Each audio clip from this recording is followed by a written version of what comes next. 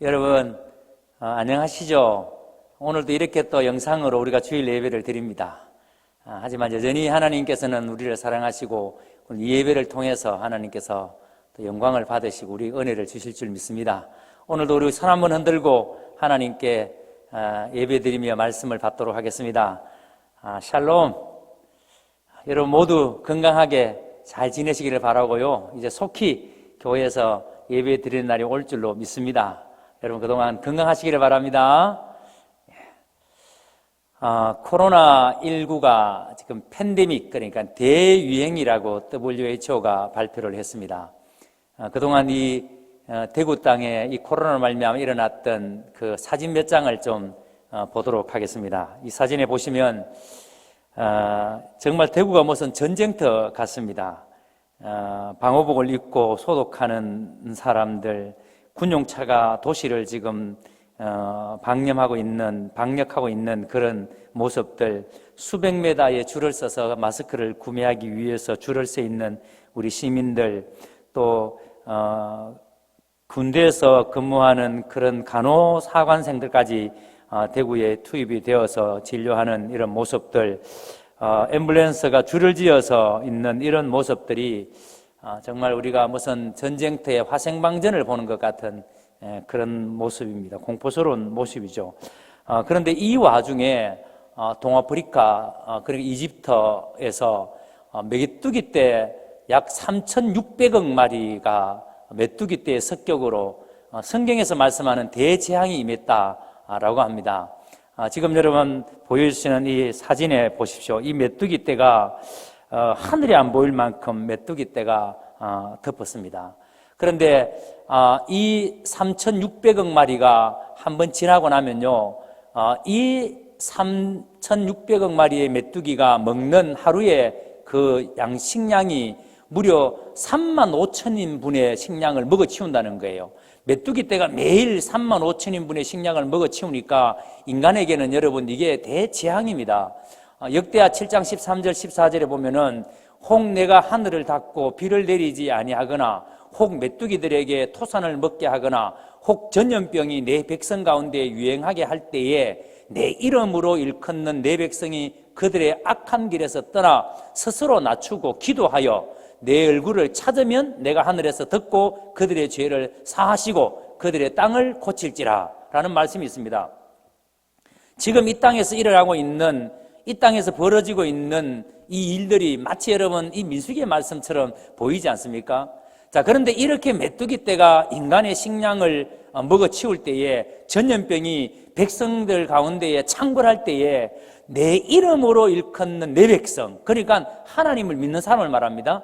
하나님을 믿는 사람은 어떻게 하라고 말씀합니까? 악한 길에서 떠나라고 했습니다. 그리고 스스로 낮추라라고 말씀합니다. 그리고 난 다음 보세요. 기도하여 하나님을 찾으라 라고 말씀을 합니다. 그러면 어떻게 하신다고 합니까? 하나님께서 그 기도를 듣고 그들의 죄를 사하시고 그들의 땅을 고칠지라 라고 말씀합니다. 여러분, 이 재앙이 무엇 때문에 일어났습니까? 그들의 죄를 사한다 그랬잖아요. 그러니까 여러분, 이 재앙은 죄 때문에 일어난 재앙이니까 우리의 죄를 하나님 앞에 토설하라는 겁니다. 우리가 우리의 죄를 토설하면 하나님께서 고친다는 거예요.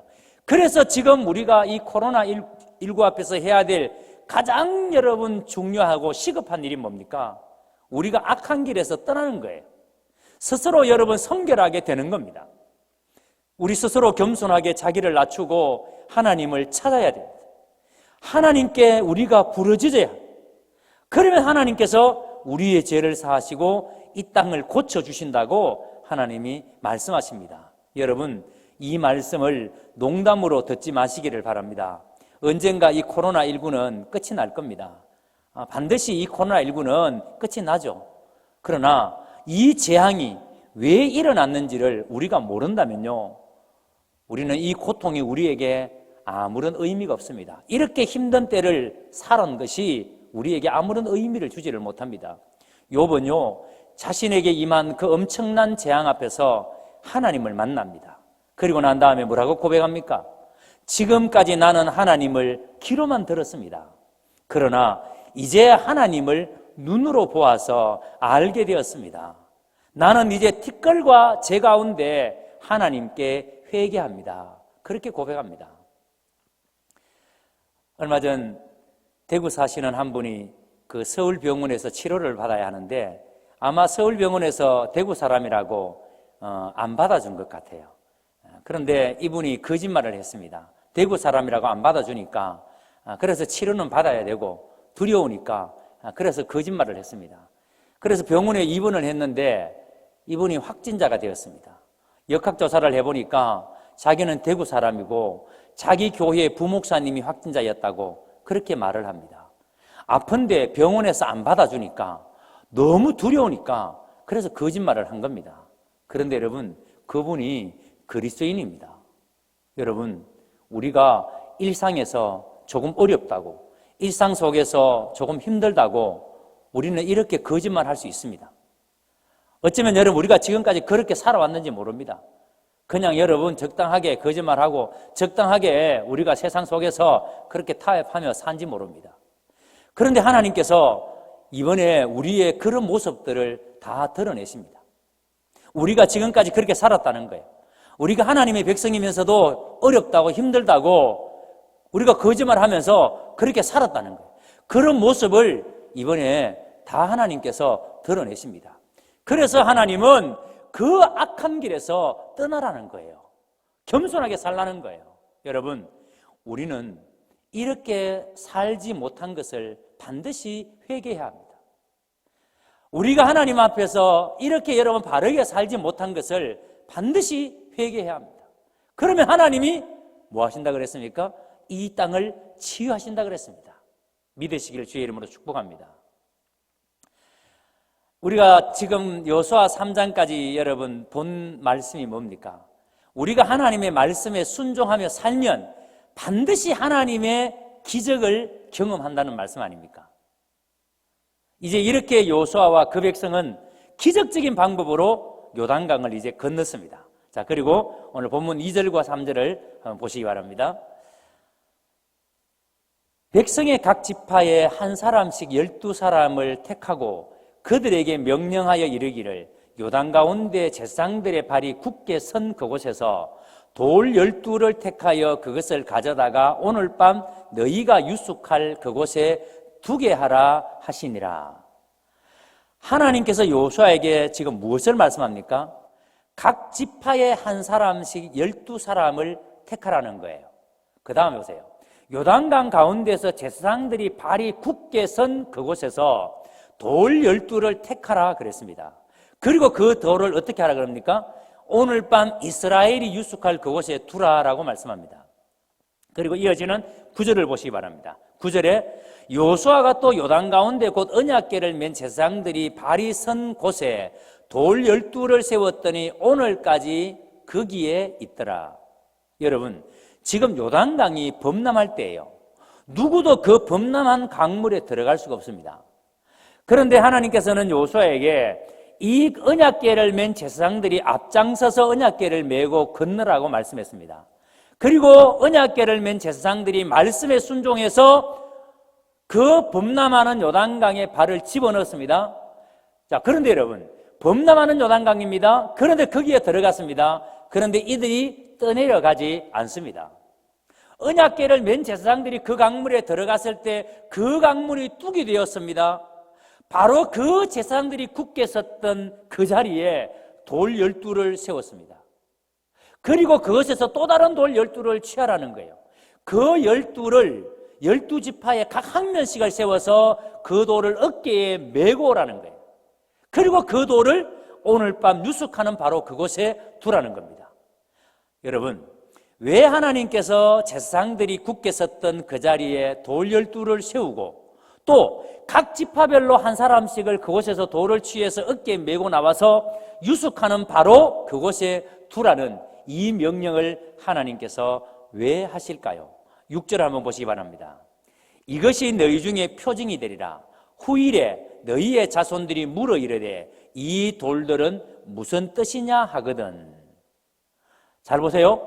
너희 중에 표징이 되리라 그랬습니다. 여러분, 표징이 된다는 말은 부모 세대는 이 기적을 회상하라는 말이에요.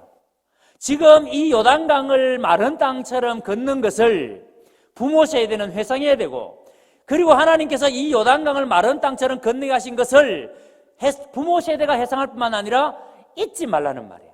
하나님을 기억하라는 말이에요. 그리고 난 다음 보세요. 후일에 너희의 자손들이 물어 이르되 이 돌들은 무슨 뜻이냐 하거든.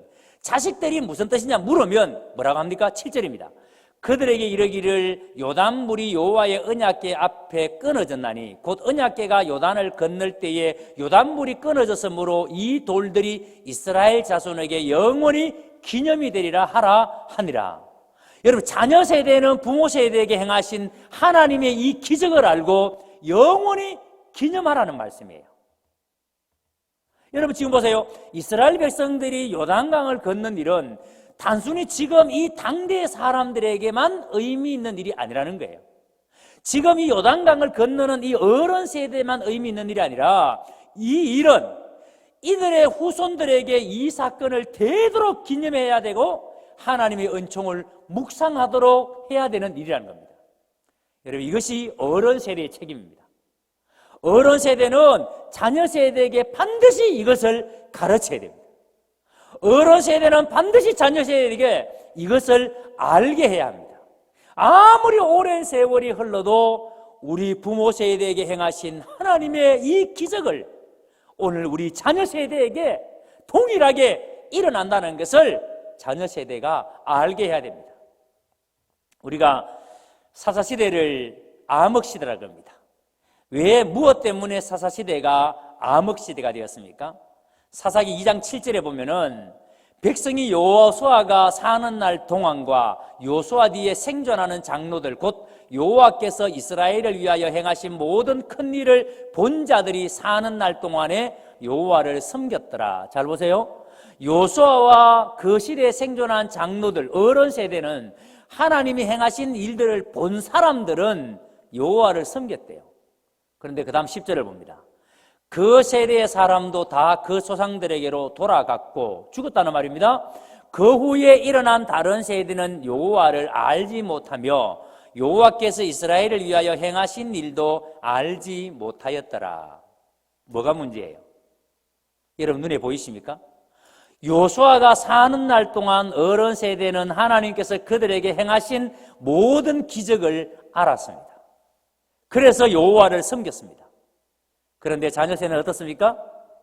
그 어른 세대가 다 돌아가시고 난 이후에 자녀 세대는 부모 세대 때 일어난 일들도 몰랐어요. 자녀 세대는 부모 세대가 믿었던 그 하나님을 알지 못했습니다. 하나님께서 이스라엘 가운데 행하신 일들을 이 자녀 세대가 알지 못했습니다. 여러분, 누구 잘못이에요? 우리가 요즘 자녀들을 볼 때 이런 생각을 합니다. 아유, 요즘 아이들 너무 위험하다. 저 도대체 자라서 뭐 되려고 그러나? 그 아이들을 위험하다고 생각하죠. 머리 염색하고 이상한 옷 입고 다니고 말 이상하게 하고 뭐 태도가 좀 그렇고 하니까 위험해 보이죠. 그런데 여러분, 한번 생각해 보세요. 옛날에 저희 세대가 훨씬 더 위험했습니다. 지금 사진 한번 보시기 바랍니다. 여기 보시면 지금 이렇게 버스를 타려고 있는 학생들 지극히 착해 보이잖아요. 교복도 단정하고 가방도 똑바로 들고 모자도 똑바로 쓰고 그러죠.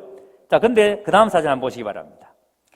이 사진은 여러분들이 뭐 아마 안 보신 분이 많으실 텐데 친구라는 영화에 나오는 배우들인데요.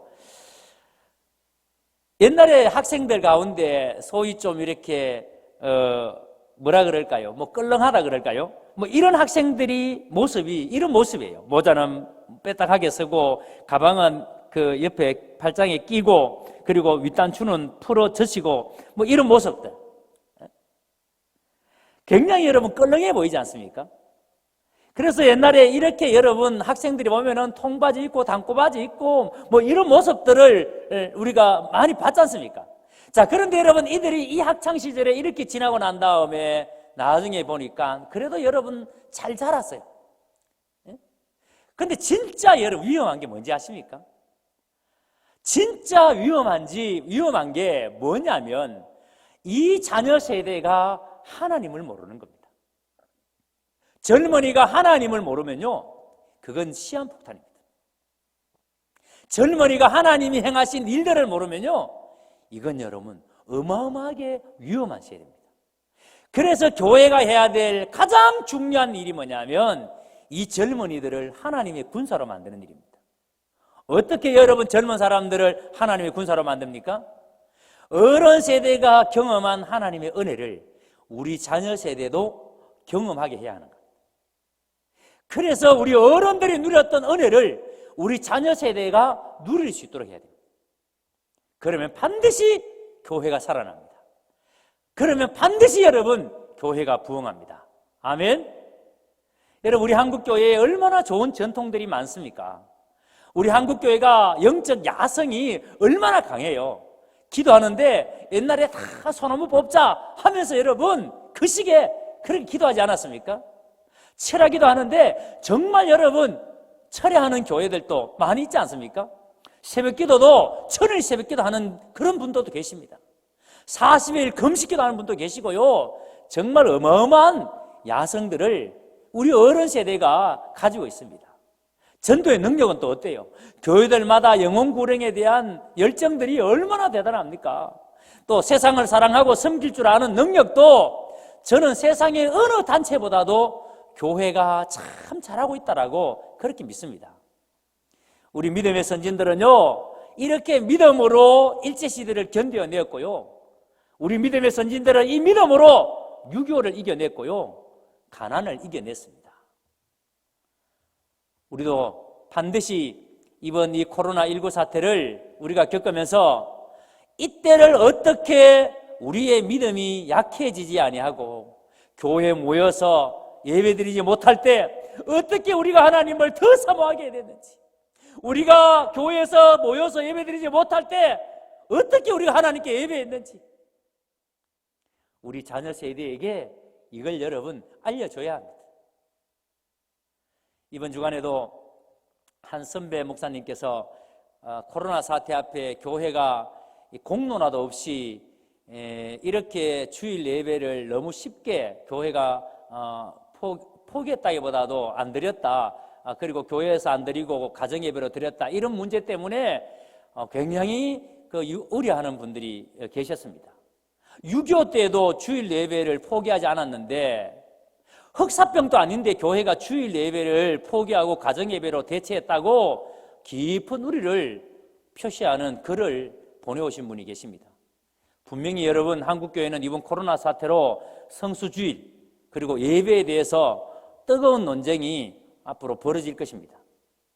사랑하는 우리 교훈가족 여러분, 이러한 때 우리는 어떻게 하나님께 예배했는지, 자, 이러한 때 어떻게 우리의 믿음이 약해지지 아니하고 하나님을 더욱 의지하게 되었는지를, 두려움과 공포 속에서도 어떻게 하나님께 우리의 시선을 뒀는지 우리 자녀 세대에게 알게 해야 합니다. 기억하셔야 됩니다. 요단강 속에 언약궤를 맨 제사장들이 선 그곳에 돌 12개를 취해서 제사장들이 선 바로 그곳에 돌 12개를 세웠습니다. 또 12개의 다른 돌을 취해서 12지파 사람들이 메고 와서 유숙하는 곳에 두라는 것은 하나님께서 부모 세대에게 행하신 이 기적을 자녀 세대가 알고 기념하게 하기 위함임을 여러분 꼭 기억하시기를 바랍니다. 이제 백성들이 이렇게 요단강을 다 건너기까지 언약궤를 맨 제사장들은 요단강 가운데에 계속 서 있습니다. 그리고 백성들이 다 건넜을 때 제사장들이 물에서 나왔습니다. 그 말씀이 10절, 11절에 나오죠. 자, 그리고 12절부터 무슨 얘기 나오는지 보세요. 요단 동편에서 먼저 자리를 잡았던 두 지파 반에 대한 얘기가 나오는데, 이 두 지파 반은 이미 요단강 동편, 그러니까 지금 요르단 지역입니다. 이미 이 지역에 정착을 해 있었어요. 한번 여러분 지도 한번 보시기 바랍니다. 이 요단 동쪽에 므낫세 반지파와 갓 지파와 르우벤 지파는 이미 요단 동편에 자리를 잡고 있었습니다. 그런데 왜 이미 요단 동편에 있는 지파들이 자리를 잡고 있는데 무엇 때문에 이들이 앞장서서 요단강을 건넜습니까? 그것도 여러분 그 숫자가 무려 4만 명이고 그냥 백성 4만 명이 아니라 무장한 군인 4만 명입니다. 이들은 가나안 정복이 끝나면 다시 동편으로 돌아가야 될 사람들이에요. 어떻게 생각하면 이들은 요단강 서쪽에 올 이유가 여러분 없는 사람들입니다. 그런데 왜 이들이 앞장서서 강을 건넜을까요?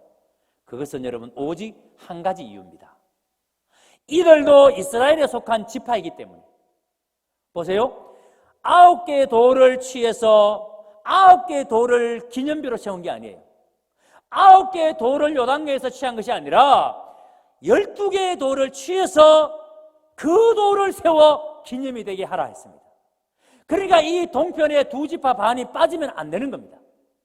그렇기 때문에 요단강 동쪽 지파들은 강을 건너는 일이 무엇보다도 이스라엘의 바로 연합과 단결을 보여주는 일인 겁니다. 여러분, 이 연합과 단결, 이게 하나님의 나라 백성들이 사는 식입니다. 하나님의 백성들은 자기 혼자 사는 게 아니에요. 나 잘 살겠다고, 나 혼자 잘 되겠다고 사는 나라가 아니에요. 하나님의 나라는 연합과 단결. 그래서 하나님의 나라 백성은요, 자기를 위해 사는 자들이 아닙니다. 하나님의 나라 백성은요, 다른 사람을 위해서 자기를 처절하게 낮추는 사람. 하나님의 나라 백성은요, 다른 사람을 위해 자기를 기꺼이 종의 자리로 내려놓는 사람이 하나님의 나라 사람입니다. 그래서 여러분, 요단 동편의 두 지파 반은 요단 동편에 자리 잡았다고 그냥 있으면 안 되고 반드시 이들과 함께 이 요단을 건너야 되는 겁니다. 이번 코로나가 여러분 유독 대구 경북에 집중이 되었지 않습니까? 그러다 보니까 이 코로나 사태에 대해서 몇몇 사람들이 그것도 그 말에 좀 영향력을 가진 사람들이 대구 코로나, 대구 사태라는 말을 사용을 합니다. 그런데 저는 이번에 정말 놀랍고 또한 그 감사한 것이 뭐냐면 우리 대구 시민들이 참 성숙하다. 그리고 우리 대구 시민들이 배려심이 참 많다. 이런 생각을 하면서 너무 감사했습니다. 지난 주일에 모 일간지에 대구의 품격이라는 기사가 실렸습니다. 사진 한번 보시겠습니다. 이게 조선일보 만물상에 실린 사진인데요. 이거 읽어보니까 정말 대구 시민이라는 것이 너무도 여러분 자랑스러웠습니다. 이 기사에 이렇게 대구를 소개합니다. 절제와 고요함만 있었다. 대구에는 대탈출도 없었다. 사재기도 없었다. 자영업자를 위해 임대료를 내려받기를 한다. 자발적으로 병실을 양보한다. 그러면서 마지막에 이렇게 썼습니다. 대구는 결국 승리한다. 저는 이 기사를 보면서 정말 감동이 됐습니다. 여러분, 성경은요, 결코 자기만 아는 이기주의를 단호하게 배척합니다. 성경은 철저하게 연합과 하나됨을 말씀합니다. 시편 133편에 시인이 뭐라고 노래합니까? 보라, 형제가 연합하여 동거함이 어찌 그리 선하고 아름다운고. 형제가 하나 되는 것, 성도가 함께 연합하는 것은 하나님 보시기에 너무도 아름다운 것입니다. 그런데 사단은요, 분열과 파괴의 영입니다. 그래서 바리새인들은 자꾸 자기에게서 사람을 구분시켜내잖아요.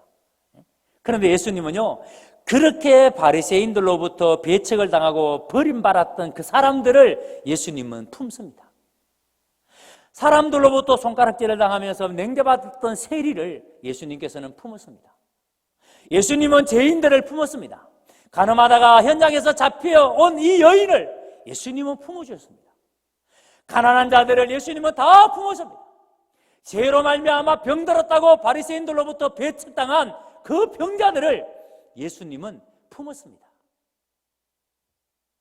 여러분, 이렇게 신앙은요, 이렇게 하나님 나라 백성은요, 이렇게 품는 겁니다.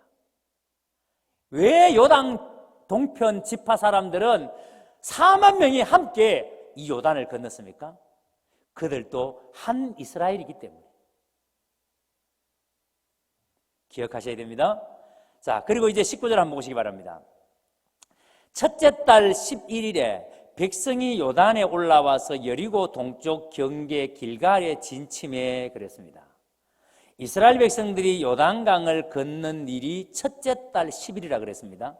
이 첫째 달 10일은 니산월 혹은 아비월이라고 하는데 우리로 말하면 3월 중하순에 시작해서 4월에 끝이 나는 것을 말합니다. 그런데 이 첫째 달 10일이 6월절 양을 취하는 날입니다. 그런데 이날 취할 양을 4일 후에 첫째 달 14일 그러니까 6월절 때 잡는 겁니다. 이렇게 명확하게 요단강을 건넌 날을 밝히는 것은 요단강을 건넌 이 사건이 홍해를 건넌 일처럼 이 일도 하나님이 하신 일이라는 것을 분명하게 여러분 밝히는 거예요. 우연히 일어난 일이 아니라 이 일이 하나님이 하신 일이다 라는 사실을 밝히는 겁니다. 자, 23절을 함께 보겠습니다. 23절입니다.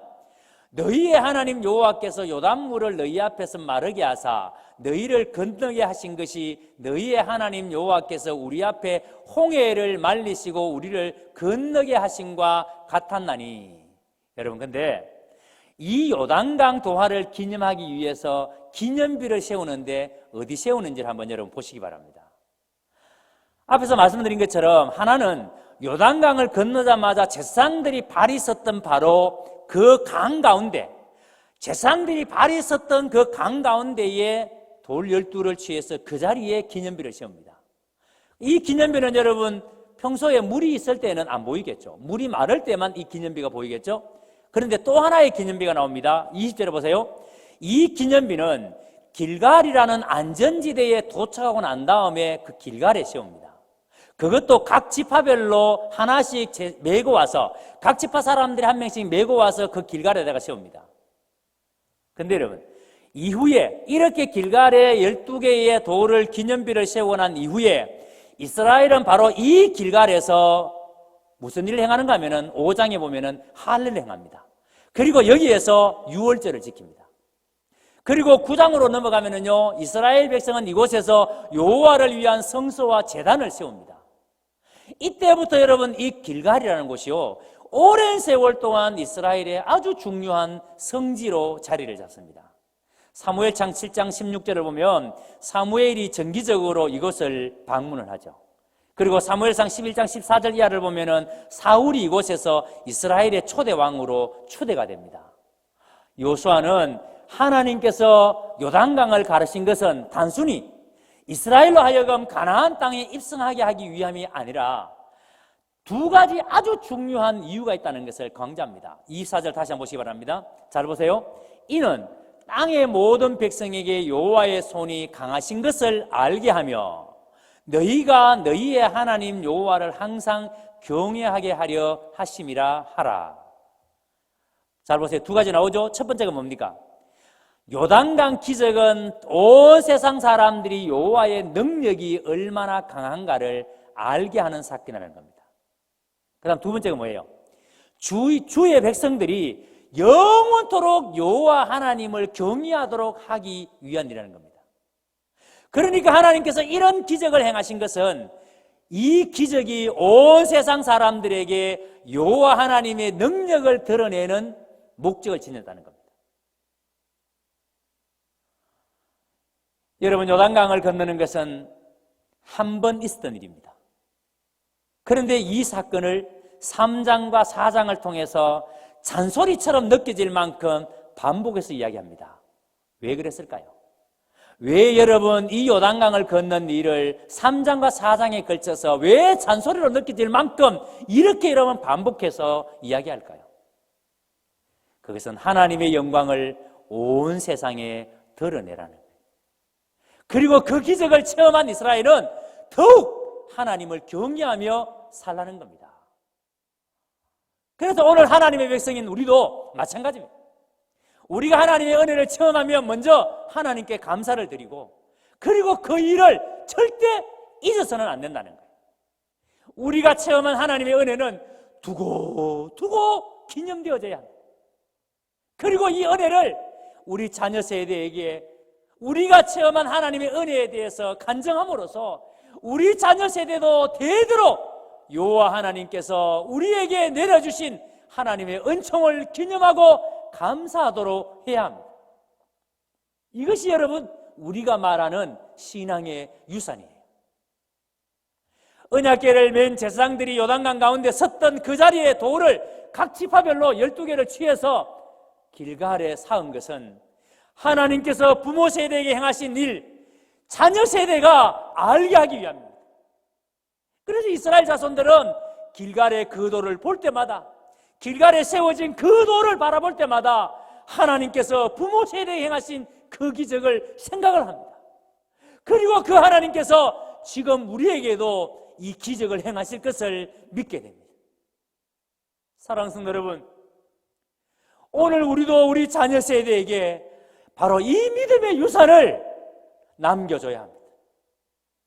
그래서 여러분, 오늘 우리에게 행하시는 하나님의 놀라운 일들을 반드시 우리는 우리 자녀 세대가 알게 합니다. 이것 놓쳐버리면 우리는 모든 것을 다 잃어버립니다. 그래서 오늘 우리 경운의 모든 성도들은 하나님께서 오늘 이 시대에 우리에게 행하시는 이 하나님의 은혜들을 우리 자녀 세대에게 여러분들이 늘 가르치고 늘 알게 하셔서 우리 자녀 세대가 우리 어른 세대의 이 믿음의 유산을 가지고 우리 자녀 세대도 믿음으로 살아내는 거룩한 하나님의 백성들이 되도록 여러분들이 이 사명을 다하는 거룩한 성도들이 되시기를 주님의 이름으로 축원합니다. 기도하겠습니다. 살아계신 하나님 아버지, 은혜를 감사합니다. 오늘 우리가 하나님의 말씀을 받았습니다. 왜 하나님께서 요단강 가운데서 돌 12를 취해서 제사장들의 발이 있었던 그곳에 기념비를 세우게 하고 또 다른 12돌을 취해서 그것을 메고 나와서 유숙하는 곳에 그것을 기념비로 세우라고 하시는지, 그것은 하나님께서 부모 세대에게 행하신 이 놀라운 일들을, 이 기적을 자녀 세대가 알게 하기 위해서, 어른 세대에 행하셨던 하나님의 이 엄청난 일을 자녀 세대가 알고 하나님을 경외하게 하기 위해서 하나님 아버지, 오늘 이 시대에도 지금 코로나로 말미암아 우리가 너무 힘들고 어렵고 고통스럽지만 이때 하나님께서 우리에게 어떤 은혜를 베풀어 주셨는지, 우리가 어떻게 믿음으로 하나님 앞에 섰는지, 어떻게 하나님 앞에 우리가 믿음으로 승리했는지 우리 자녀 세대가 알게 하여 주시옵소서. 우리 어른 세대가 자녀 세대에게 이것을 가르치게 하여 주시옵소서. 그래서 어른 세대가 경외했던 그 하나님을 자녀 세대에도 경외하며 하나님의 영광을 드러내며 살 수 있도록 주께서 은혜를 더하여 주시옵소서. 우리 어른 세대가 자녀 세대에게 아버지 반드시 하나님에 대해서 바르게 가르치고 알게 할 수 있도록 우리 하나님께서 놀라운 은혜를 우리에게 덧입혀 주시옵소서. 모든 영광을 하나님께 올려드립니다. 거룩하신 예수님의 이름으로 기도드리옵나이다. 아멘.